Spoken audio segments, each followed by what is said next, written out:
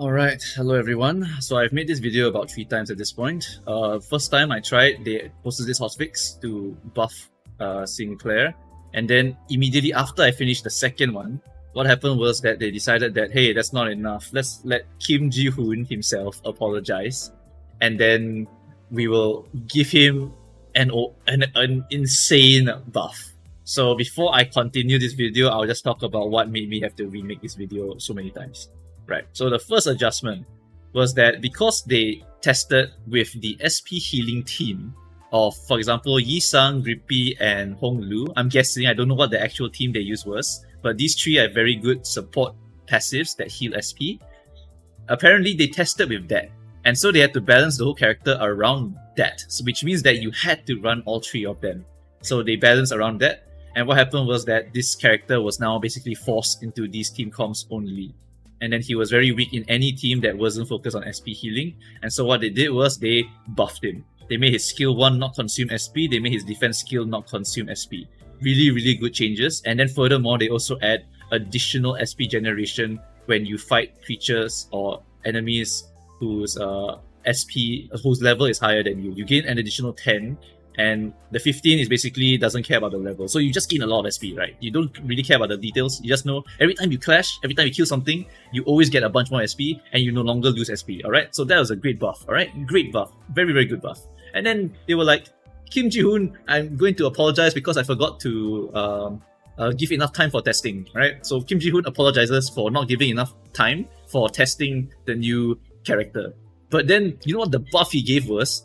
The buff he gave was that he no longer requires Ref Resonance. He no longer requires Ref Resonance to get his passive. I'll talk about this later if you don't know what the kid does. But this is an insane buff. Insane buff. Any team comp with Ref generation, as long as you have 5 Ref, you just become insanely broken because you activate the ability to get coin power, you activate the ability to get +1 burn to all of your burn application. It's so easy now compared to before. And then besides that, they also made it so that he only consumes 20 SP, which means that you don't nuke yourself to 10 SP, you nuke yourself to 20 SP. From 45 SP, you go to 20. And that is a very okay amount of SP to go and clash something. So this is a humongous buff. And it changes everything I talked about in all of the previous videos for this character.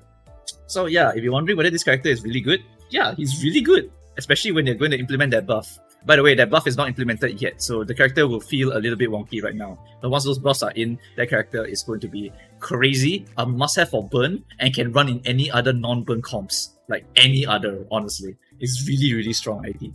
Right.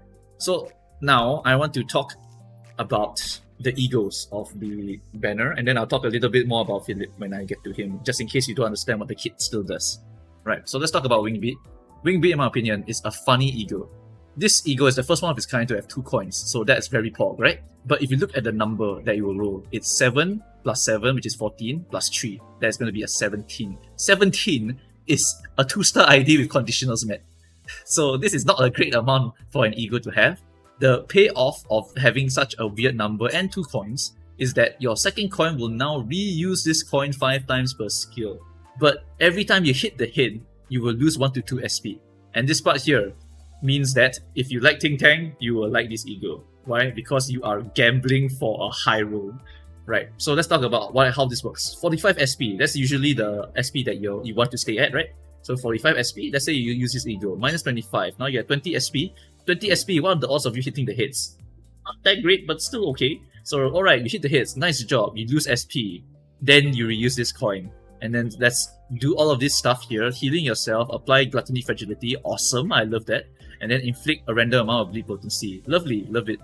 Okay, what happens now is that you reuse this coin. Congrats, you have lost 1 to 2 SP. You're now 19 SP or 18 SP. Good luck on rolling the hit. Oh, you hit the hit, nice. Now you lose SP again. Alright, now you're at 16 SP. Or 15 SP. 16 or 17 SP. And then you just do it again and again and again until 5 times. The odds of you rolling that many hits is not that great. And you can even break this by not even rolling the hits on the first coin. And that means that this ego just did 17 to a single target, pretty much. Like, if you can hit all, amazing. 5 Gluttony Frag, so much bleed, so much healing. And then if you don't, it's 1, 2, done. You don't reuse this, And congrats on your 1 proc of your heal self, 1 gluttony fresh, and 1 bleed. Yay! Right. So this is a gambler's ego.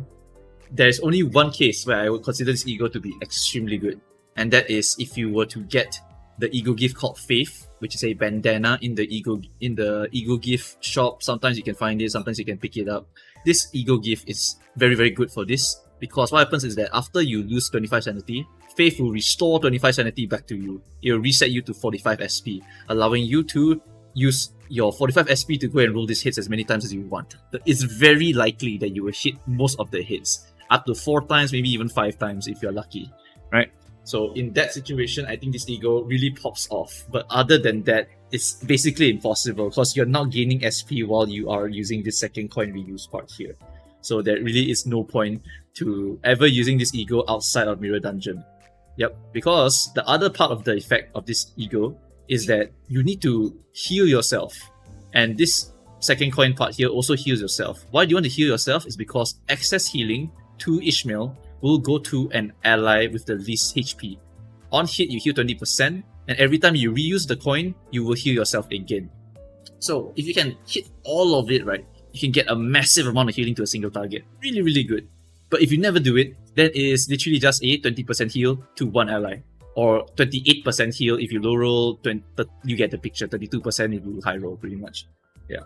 So why do that when you have Pursuance, Lantern egos, and Fluid Sac egos, right? Like, those egos have great healing of HP to multiple targets and is fixed at 20 to 25% HP. So I don't see why you would want to restrict yourself to one big heal on one ally if you're not in the Mirror Dungeon. Because if you are in the Mirror Dungeon, there is a fat heal. If you reroll this 5 times, you can get essentially 40% plus 20%. That's going to be 60% at minimum to a single ally. And also heals yourself. Yeah. So yeah, this ego is amazing if you high roll and not that great if you don't high roll. Then the passive is pretty decent actually. If you hit someone and they take HP damage, then what happens is that when you hit, you will deal more damage if you're at max HP, and you will heal yourself if you are not at max HP up to 7 times. I think that's a pretty solid passive. Deals more damage, is just free, and when this unit is at max HP, you will heal 2 to 5 HP. It's nice as a bonus. So using it for the passive, okay, I can understand that. Using it just to try to high roll this, I cannot accept that unless you have a lot of faith. Get it? Anyway. Moving on to the next ego, which is way, way different in my opinion compared to Wingbeat. This ego is a must pull. Anyone that wants to go and do bleed, you have to go and pull and spark this ego. It is insanely good. And if you have to wait 3 months to run a bleed team, I will feel kind of bad for you. I'm sorry, but that is how I feel. Because if I were to remove everything about this ego, and the only line left was combat start, the main target for this skill does not lose bleed count for this turn, I would still pay this cost to use this ego, no matter what it was. I would just one-side attack with this if I had to. It's super, super strong. You can ignore the corrosion because the corrosion does not have this line. This line here is the main reason to ever use this ego. And then on top of having this line, right, you also have coin power plus 1 for every 2 bleed on target. Max of 13, which lets this become a 13 plus 12, 25. 25 plus 21 is 46. So you can roll up to 46 if you have 26 bleed on a target, and this combat start effect is so strong that is a very, very easy number to hit.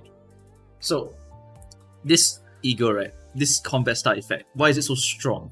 It's because that if the boss was about to, let's say, use 10 coins in one turn, like the Talisman boss, that guy has a special move where he will hit you with 5 coins twice. And if you did the talisman mechanic, he will do less and blah blah blah. If you know the mechanic, you know. But essentially, if that boss does it right, usually all your bleed count is gone. But if you use Sanguine Desire even once, that boss is dead. He just killed himself because he just took 10 coins of whatever bleed potency you have on him, and the bleed count stays forever. Like, imagine having 2 bleed count on the boss, and then he's bleeding for 99, and the bleed count doesn't disappear. It's insanely broken. Insanely broken. On top of all of that stuff that I just talked about, this is also a 15 cost ego. and you lose 10 SP at turn end. But guess what? This is a Lust Resonance Ego, meaning that you run Grippy in the team, and Grippy has whistles, and you also need Lust Resonance for whistles. So congrats, you now no longer have this debuff on you at all, because Grippy will just restore your sanity every single turn. If you win clashes, you also are restoring sanity, and if you want, you can ask Grippy to go and fluid sack you, and now congratulations, you can ignore the loss of sanity. And then on top of that, we have inflict Lust Affinity damage equal to bleed potency on target times 1.5. This is actually the weaker part of the ability, because if you hit 99 potency at max and you hit Lust Absolute Resonance, you can get like 198 damage to a target, which is sizable. But at the same time, right, the fact that you made the guy bleed out permanently with whatever count you have, 99 times whatever number of coins that he just did, is way more than whatever you just did here. So this is just a cherry on top of whatever you just did up here. And then on top of that, on top of that, you on-kill if this skill or its coin effects dealt damage that exceeds the target remaining HP, you deal excess damage to all other enemies. So you got some splash, you got some extra burst, you got some coin power, you got the bleed count shit, you got the SP that doesn't matter in the last team, and you got like 40 something in terms of crashing. Like, that is amazing. It's an amazing ego. Corroder effect, ignore, does not exist. This part here is where it's all at. Oh my goodness. And then on top, yeah, you get it. On the passive, Obsession, the leftmost skill will deal double bleed potency. Crazy is like, why did you slap 1 billion things onto this ego when one line was all it needed to make it godlike? This one line is all it needed, and yet they slapped 1 billion things to make it even better than what it actually is. So yeah, this ego, amazing, go pull, everyone should go and get it. Everyone, except for the ultra new player. If you're an ultra new player, don't go for bleed. Like, just don't. Like, it's gonna be quite a bit of effort, quite a lot of resources spent. So this is the only caveat for new players, or for maybe returning players who don't have resources right now. Do not pull for Sanguine Desire unless you really want to. Okay, I'm not gonna stop you. The art is amazing. Look at that, Rodion. That is peak. So if you really want to pull for waifu, I will not stop you, but I recommend that you don't, because resource-wise, very expensive to invest in every single bleed character. Yep. Alright, so that's all I have to say about Sanguine Desire, which is everything about it. It's extremely strong. Go and get it if you can afford it. Yep. Now moving on to Phillip. So, why is his passive the passive change, why is it so damn good? Because if you are in 3 times Ref Resonance, it means that you have to be forced into a team where Ref Resonance is very easy to hit, which is why it's generally going to be a Liu team. So basically he's funneled into Liu, and he can only run with more SP, which means that he has to run all of those passives that I talked about before, like Grippy, Honglu, and Lisang. Now that is going to change to 5 times Ref Resonance. Can you imagine that? As long as you can get 5 times Ref Resonance, you have access to +1 burn potency and count on top of your other passive, where if you are in the volatile ego state, you will now inflict 1 burn on every hit. And you also get 1 final power if you care about that. And then after that, you also get coin power divided by 20. And then if you hit 45 SP, you get coin power +3. This divided by 20 means that if you're at 20 SP, you get 1 coin power. To 40 SP, you get 2 coin power. 45 is going to be coin power +3. So yeah, with that change, right, this part will be just permanently active. You don't have to force Ref Resonance anymore. You are free, Phillip Clair. Go and fly forth. Find your favorite team comp, slap that man in there, boom, boom, boom, boom, boom, 1 billion coin power, and then you just use the most powerful skill of his kit, his Sunset Blade. Because if you +3 coin power here, 6, 12, 18, 18, 23 in a triple AoE with +1 burn count application on top of the clash power +1. That is disgusting damage. Absolutely hideous damage. Beautiful, right? So, what other things will change? Well, his defense and his skill 1. Those no longer lose SP. At first, right, when I saw the lose SP on the defense skill, I thought that was Dog Warder and you would never ever use your defense skill. Because why would you do that when this character has improved sanity gains whenever he clash? So now with that removed, this character can actually stay at positive SP really long. Which means that you can use this skill if you really needed to get some lust to trigger like your whistles, for example, or like you want to trigger bleed for some reason, because you decided that, hey, why not slap this burn guy into the bleed team, and we'll make I don't know, I give up. I give up. Yeah, I was trying to think of a funny name for burn and bleed, but I couldn't figure out any. Yeah, but yeah, essentially this is now just free last generation, and you can actually get quite a fat defense here. Reminds me of his Ruina form actually. His Ruina form, he does have one move where he uses the wing to cover himself, and then he gets a shit ton of shield. Well, this stuff here works, but only when the target has a lot of burn on him. But yeah, this is essentially a 15 plus 5, 20. Then you plus 20, that's a 40 shield. That's pretty thick. He's pretty thick when you use that shield. Really, really nice. Right. And then what else? Skill 1 no longer loses SP, so you can treat this as a Dichi Honglu skill 1, where you just use it in order to trigger the reuse coin, and you only use it for one-sided, because only having one coin and being about 10 right now doesn't really make it a very good clashing tool. Although if you add the plus 3 to it, then it's going to be a 13, right? So that is actually not too bad, but at the same time, also I don't really want to clash with a 13. So rather use it as a one-sided to apply more burn potency. I think that's a pretty good option. And you can generate gloom also, that's really nice. Because you need some gloom for your Yisang passive, very nice. Then skill 2, yeah, skill 2 doesn't need to be explained. Skill 3, Stigmatize. Okay, so this one is a bit interesting in that I don't think it's actually very good as a big damage nuke. I tested the damage output. Sometimes, right, the damage can be as low as 80. And then sometimes it can go really high and become like 200 to 300 damage. So the reason why it's so weird is because you do need to hit all of the conditions here. You need the 120% here, you need the 120% here, you need the 60% here. That requires all ref resonance, absolute by the way, and you need to get, how many? You need to get 12 divided by 4, 4, 8, 12, yeah, 30 burn. You need 30 burn on the target. So you need to hit all of these requirements here. This one's very easy. This part is a little bit trickier. You have to force the ref resonance in order to get all the full damage. So yeah, this one's a little bit tricky to get because you do need to hit all 6 of them to get max 120%. And then besides that, it's also a one coiner, so it doesn't actually do that much damage, but it does do a sizable chunk of damage. But what it really is meant to be used for is actually the burn potency application and to clash win heal 10 SP. That's the most important line actually. Like, you do this to apply a bunch of burn, but you also nuke a bunch of SP back into yourself. So you get the clash SP, you also get the clash win SP. So that's a lot of SP, and furthermore, if you kill him afterwards, you get the kill SP, and that could rocket you all the way up to 45 SP in one go. So it's a very, very strong way to generate your SP, right? For its clashing purposes, it's also extremely good, because if you can get a bunch of burn onto all enemies, you can get up to like, I think I rolled 40 something on this thing. It actually rolls almost as strong, well actually stronger than the other Blossom Star from Ishmael. Like, that is a very, very good roll. So if you want to clash something really big, you can use this skill tree. Very, very good for clashing.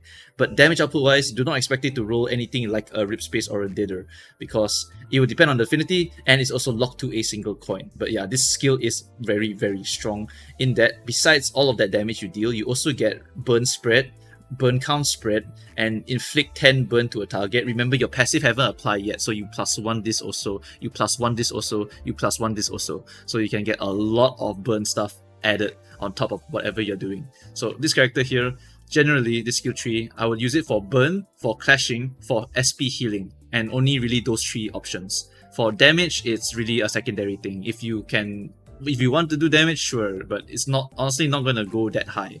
I think a funny combo you can do in Mirror Dungeon though is Commemorative Coin with Blazing Strike, because it will trigger twice, and it will generally be a net positive in SP, except for the second part, because the second part what happens is that you cannot clash, so you don't gain the SP anymore. You only get the lose 15 SP afterwards, so it might nuke you out of your volatile form. So do take note of that if you are using Commemorative Coin.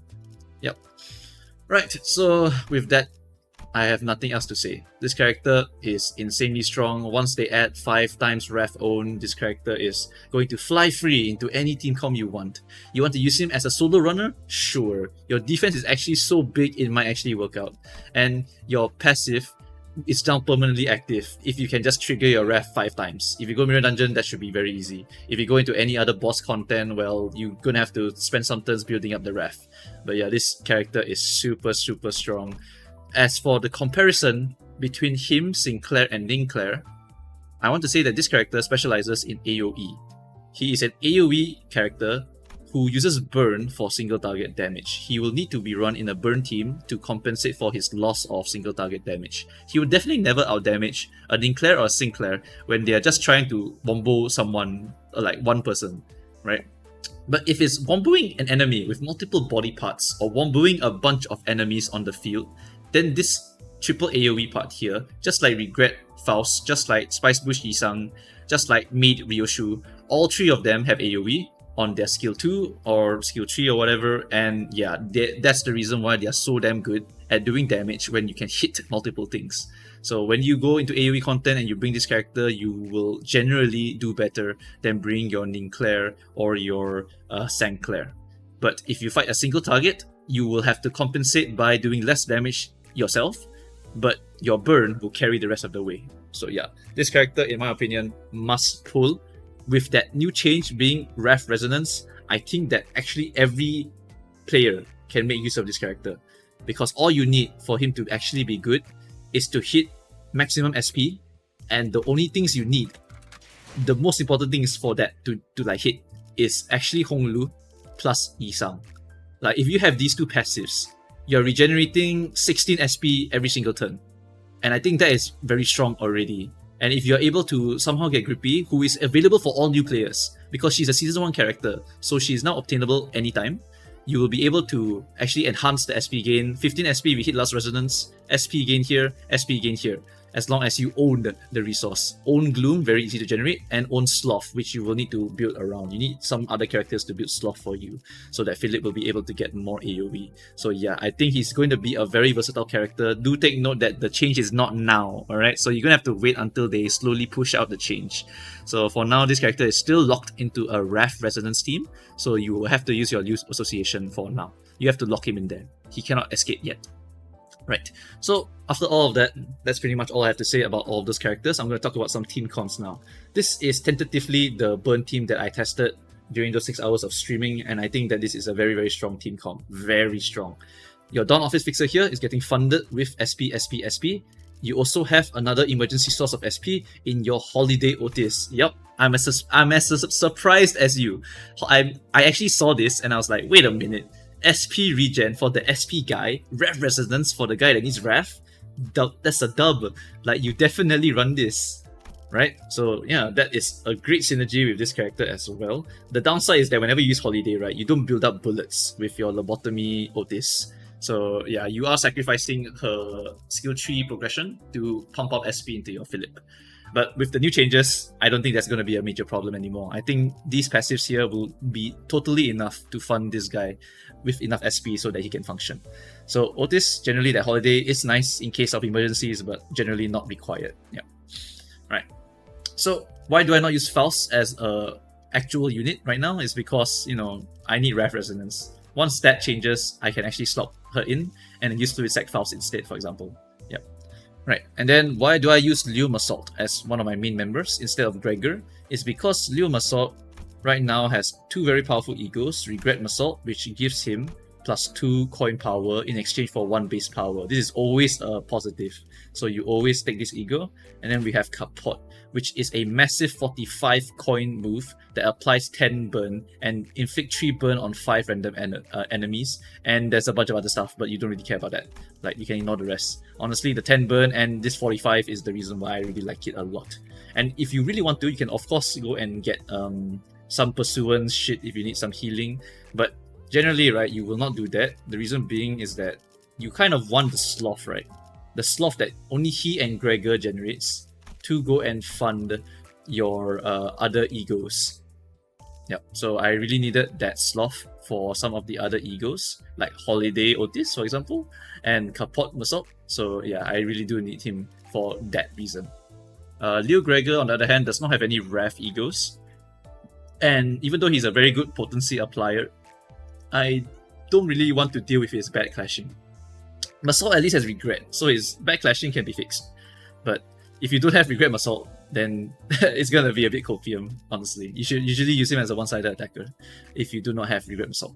But yeah, this is my recommended team comp to be used in the field. And then you need these three absolutely for bench purposes. Heathcliff and Gregor, you can do whatever you want. Doesn't really matter too much. Then moving on, we have the Lust Bleed team. I did theorize a Blade Lineage Poise plus Bleed team. This only works, however, in Mirror Dungeon. So do take this with a grain of salt. You basically want to run these characters here and you spam that WoW Ego so that the target will not lose bleed at all. And then you can eventually use the Pequod Harpooner skill 2 to generate some bleed count. So this is a bleed potency only team comp. It has no bleed count at all in it. The only bleed count source is from him. And you need bleed potency on the target first, which means you have to ego spam with her, and that is not very easy. So this is just a theory right now. I don't know if this actually is going to be viable. It's a very funny team comp in my head, but I don't think it actually worked very well. I do like the Lust team though. The Lust team can be used anywhere you want. I highly recommend this team if you want to try out using the WoW Rodion Ego. First of all, you have Grippy for the Lust healing. You have Ishmael, Ahab, for the extra attacks that you can get from your Lust Resonance spam, Kurokumo, Lust and Bleed, Rhino if you want some bleed count, or you can use your Kurokumo Captain. Why? Because he has a lot of Lust in him. If you look at his skill set, he has Lust skill 2 and Lust Guard. Very easy to get Lust Resonance with him for whistling or any other shenanigans that you want to do in order to compensate for your WoW Ego, and you generate more Lust of course for your WoW Ego to activate.